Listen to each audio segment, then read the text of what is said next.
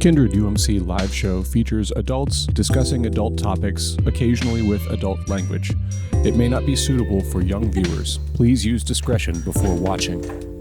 Hello all! Welcome once again to the Kindred UMC live show. My name is Chris Hayden. I'm the pastor at Kindred UMC. I'm Courtney Young. I'm the Director of Community Engagement at Kindred UMC. I'm Desiree Jackman, and I'm a guest on Kindred UNC. Hey! You may be the first random guest that we've teed that up to that didn't be like, I don't know what to do. Yes, I understood the assignment. Yeah, you got it. Allie sick, she was prepared. Yeah. And you did understand the assignment. I appreciate the TikTok reference. Okay, so this is Content Weekend. We are at an Airbnb in Apollo Beach and connecting with lots of people that I have come up in the church with. And most of them have had some experience with the church and then for one reason or another become kind of disenfranchised with the church. And so we bothered to ask the question, why and what's up and specifically, like, what is something you wish a pastor would address that you haven't quite heard a satisfying answer to? Or what are you annoyed about in the church? What's going on with the... We all know that there's something wrong going on with the church. Like, that is... Anybody who thinks that's not true, like, we can have words. But, like, that's just a kind of accepted fact. And so we wanted to ask people who actually walked away from the church, or at least severely, limited their relationship and interaction with the church, what happened and what is it, and what's a topic that you actually would matter in regards to that. And this week we have, or this episode, we have Desiree, who has chosen the topic of, and this is a hot button topic. She kind of got the gold on this one. Understood the assignment again. Hypocrisy. Yes. Hypocrisy within Christianity. We love to Why see it. in the world are people who spend a lot of their life in the church very inherently hypocritical? They love to live a Hannah Montana lifestyle. Yes. Best of both worlds, am I right? Yes. And this is, I mean, this is not news. Like, this is a thing that's been around for a long time. It still is pervasive within Christian culture, specifically in the West. And, nobody seems to have kind of an answer for it. And it's something that keeps other people from seeking God. Most people. Yeah, 1,000%. If you ask the average person that doesn't go to church on a regular basis, why don't you go to church? It's because they're a bunch of hypocrites. Yeah. Period. And they don't want to be surrounded by a bunch of hypocrites. I would also say it's like a leading cause of burnout within the church too. Yeah, like for it's people hard to that be have around. been in the That's where church we for got. a long time, Yeah. and that's been a lot of my It's hard to be around. frustration. Yeah. Especially again in my own experience, with different pastors and different people in leadership that say one thing but then will treat you another Yeah. way. It leads to burnout. Well, you obviously exhaustion. don't believe that. Why are you saying that when you're acting that way? Right. Yeah. That's Yeah. obviously not reality for you. Mm-hmm. I do want to share, this is to the late great Honorable Right Reverend. He was the pastor emeritus at the church that I grew up in, and so basically he did a lot of hospital visits and stuff. And he used to have he had just always hey, you want to come to church? I don't want to go to church. It's full of hypocrites. And he used to say, we could always use one more. Yeah. Yeah. And he was such a delightful old man, just this nice old man, that when it came out of his mouth, you're like, all right, you talked me into it. Right. All right, I'll come. And I wish it could be that way, but it's kind of not. And there's actually some serious harmful shit behind it. Because although that's super funny and I absolutely love it, but there's a lot of hurt behind the hypocrisy. Right. Yeah. And I don't mean to. I mean, I'm delighting in the kind of frivolity of that response. Yes. But I completely agree with you. But there's a lot behind that. People have been And what traumatized by this. What happens, I think about my own stuff, and I remember in one ministry that I was a part of, like, in order to be on the leadership team, so you were not paid staff, you were just like a part of the leadership team. You're like a volunteer. Yeah, you had to sign a contract that said if you were under 21, you weren't going to drink. If you weren't married, you weren't going to... Why do you have to sign that contract? It's a law. If you weren't married, you... What's going on there? You couldn't stay over with your boyfriend or girlfriend or whatever the fuck. Like, you couldn't swear at or outside of... Like, I'm not kidding. This is a legitimate contract. And people would sign we just crossed all kinds of boundaries just in this episode. To be on this leadership team for this ministry, you had to sign this contract, and people would break it all the time, but nobody wanted to talk about it. Okay. And the problem isn't the, like, breaking of the rules, in my opinion. The problem is that you had to sign a fucking contract in the first place. Yeah. So one of my big frustrations is, the sex before marriage thing. Mm-hmm. I know some couples who have definitely done that, and like I've never heard any complaints from it, for sure. Like, more power to you. And if that's where you're at, like, I encourage you, like, do it. It's great. Also, multiple ordained clergy who absolutely don't give any flying F's about that rule. They're just like, oh yeah, but that's... I mean, everyone's married when they get ordained, so, like, who cares? Like, and they're just like, so, that's not a real rule. But one of the things too, so inherently hypocritical. Yeah, no, 1,000%. And even if it's just a mindset. So Jeremy and I got together when we were 21. I was pregnant. I remember when it happened. Yes, you weren't there when it happened, but no. Oh no! Oh no, God! I didn't know you didn't know that. not the marriage part, but like the inception part. But no, but Jeremy and I got together when we were young, and we conceived our baby girl fairly early. Who is no longer a baby. No, she's 11. She's like a real person now. She's a whole ass human. I'm not right. That's a whole nother series. Yeah. But no, I was very involved in the church at that time, and I felt some type of way about going to church and being like, okay, I have this boyfriend, and I'm pregnant. Here's my boyfriend. And we haven't been together for very long, and there was just a lot, and so like it put a lot of anxiety and a lot of pressure on me because I didn't know any different. Because growing up, you hear you don't have premarital sex, you don't drink, you don't do drugs, you don't do any of this other stuff. You uphold as an adult. Now that I know other adults in the church, it's not that strict. You know. Well, so here's the weird thing about that. So like. So again, baby's out of bathwater. That's my job. Baby's out of bathwater. Right. I think there's something valuable to encouraging young people to practice a more serious approach to sexuality. I agree. I think that's very valuable. I agree. However, abstinence only isn't the way to fucking do it, people. Like, that's like, this is clearly not working. Yeah. And it's not realistic in its approach to like how people actually approach sexuality in a modern way. Yeah.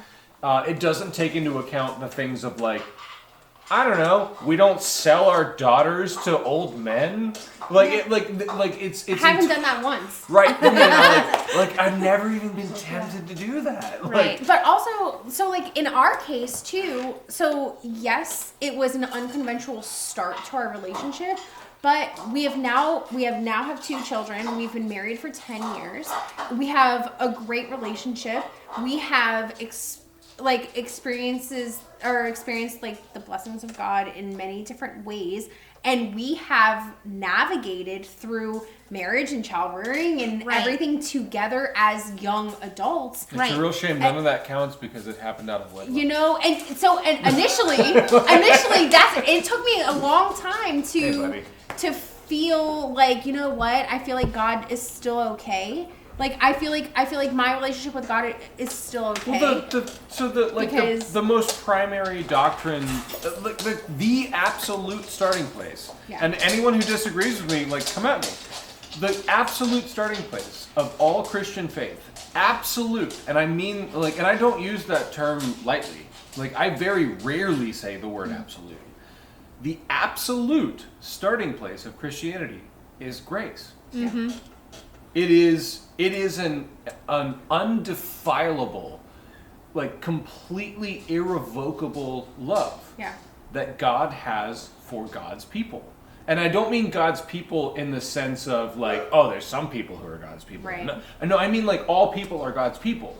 Like, when I say God's people, I mean all people. Right. Like everyone who's a person is a God's person. For sure. You know, like, and there's just this irrevocable, complete and total grace and love from God to people.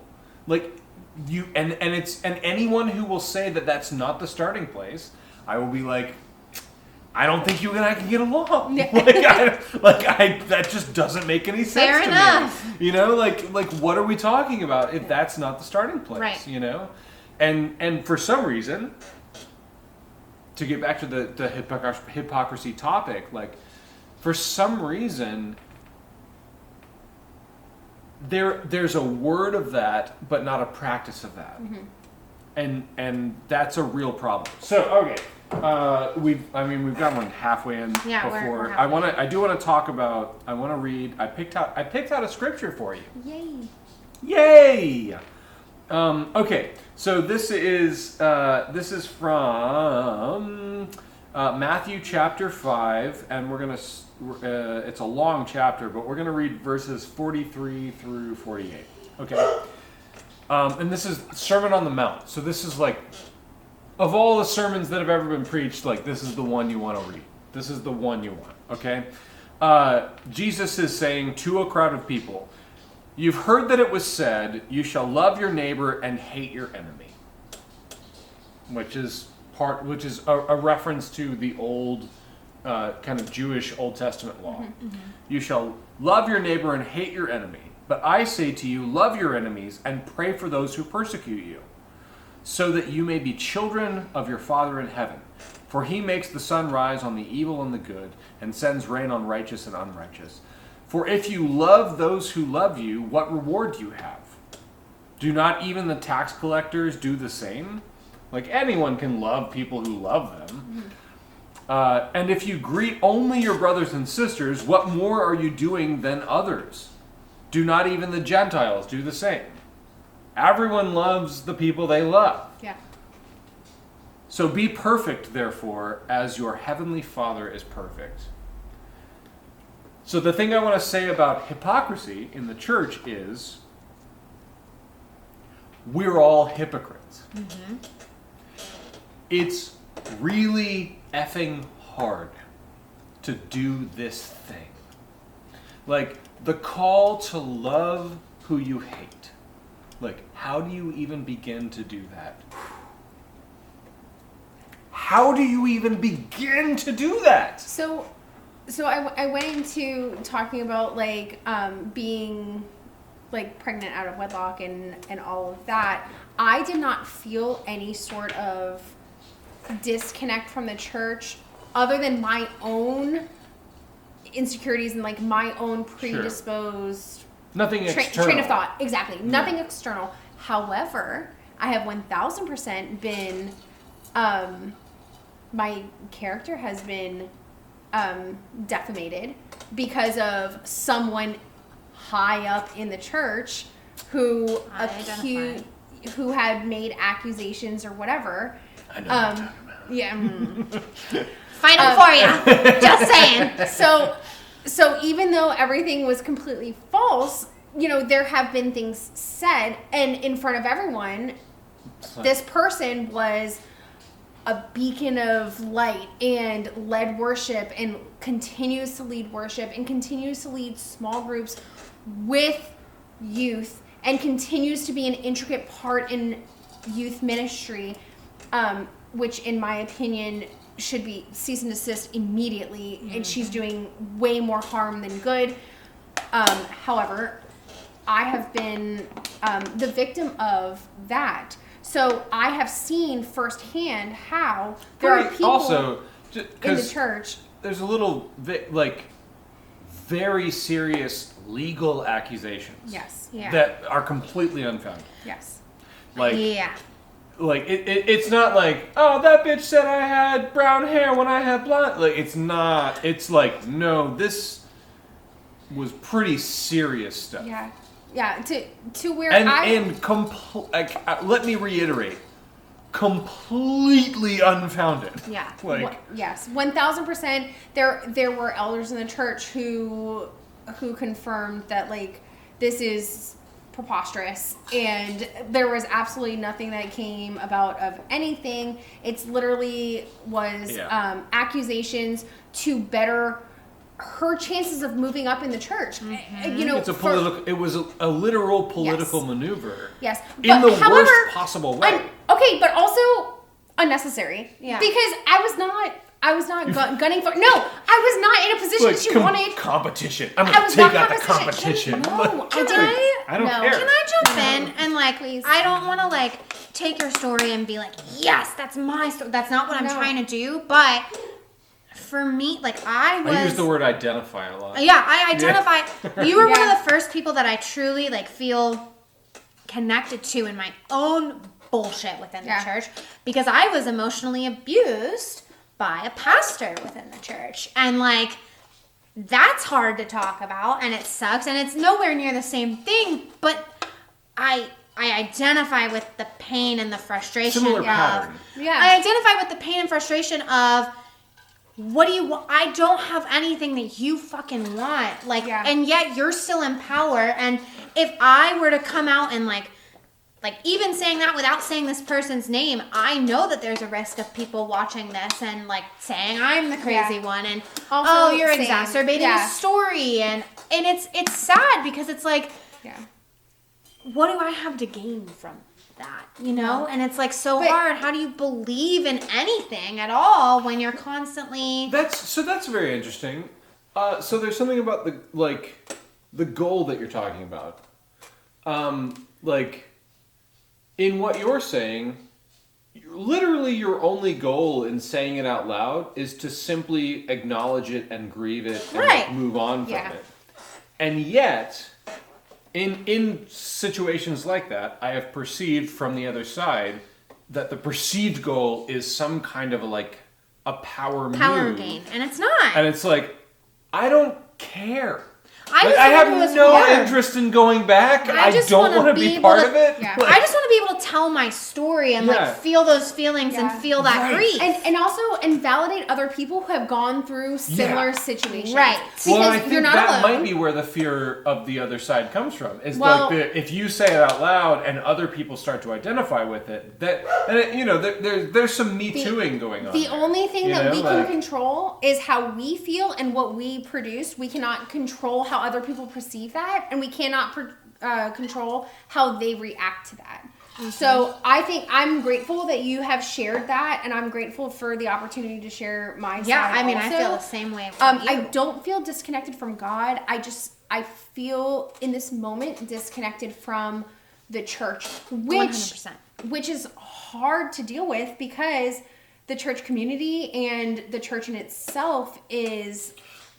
I have found in my personal experience, it is very, very difficult to maintain a relationship with God or a creator or existence or divine or whatever language you want to put around to that. I don't want to limit people in that, but to maintain a relationship with something bigger than you without some kind of an organized corporate group of people, it's very hard to do it alone. But this is helpful. So just having this community, even in just a very casual setting, is very helpful, and it's actually very attractive. To be able to just hang out and talk. That's what's up. But just to be able to talk and to talk about your experiences and talk about where you are and how you feel, because it's real life. Well, this is church, though. Yeah, I agree. You don't have to be born into your church. You can choose your church community. That's the thing that I've had to learn is the the pastor that was emotionally abusive to me, that was my community, that was what I wanted to be a part of for so long and for such a long time, and it was a much more traditional church setting. And stepping into like here and like what I found here, like it looks completely different, and we get ridiculed all the time. We get told we're rowdy, we get told we're by that group, by the way. I like that. That's turned into some of our branding. Yeah, we're rowdy. We rowdy. We say the fuck word. We rowdy. Like, yeah, you're right. And like aggressively, like we're also going to get into the shit of it, and we're going to sit in it with each other and like talk about these things because they matter, and we want to give space. What did you come here for if not to... We want to give space we're not and talking about amplify life voices and faith, of then people what are we to here? like actually in talk a about real it. way. Yeah. I don't like the idea of a church that, you know, goes through the motions and says the right things. Passive instead of active. I really hate it. I'm like, what's the point? Like, why would I ever get up out of bed to do that? Right. But instead, an actual community where people really are talking about their genuine experience of life. One, they're genuinely like questioned in an empathetic way. Yeah. I actually want to hear. I'm actually curious about how it's going for you. Like, what is really going on, and how are you actually feeling about this weird mess of life that we're in? I don't want to hear like, how are you? I'm fine. How are you? I'm fine. And then we pass. Right. That's not a true interaction. It's not real. It's fake. No, it is. Well, Sports and the weather. And sports and the weather. I hate sports and the weather. But there's also something too, that actually is a difficult thing to teach and practice.